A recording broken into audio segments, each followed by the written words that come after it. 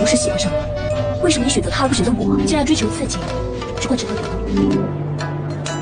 这次的任务呢，主要就是手撕渣男渣女，影片片段仅供参考。太弱了，这些人还没我厉害，让我上去手撕渣女渣男，给他们安排的明明白白。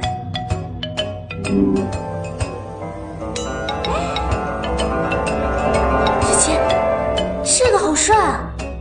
能不能给我安排一个？宿主，你能不能认真一点？可是这次的身份是已婚的。已婚的？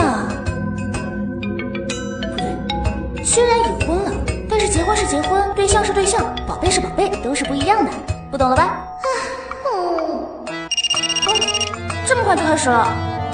马上来，马上来！我支持你。夫人，先生回来了，叫你下楼，让他等着。这恐怕不好吧？行了，你下去吧，让他等等又不会死人。是，夫人。这穿的是什么衣服啊？而且妆也太显老了。这具身体的原主其实很美，只不过太拘束了，为了讨好老公，努力变得听话贤淑。他却不知道，男人都有一种劣根性，你越听话，他就越觉得你无趣。这不，联姻结婚这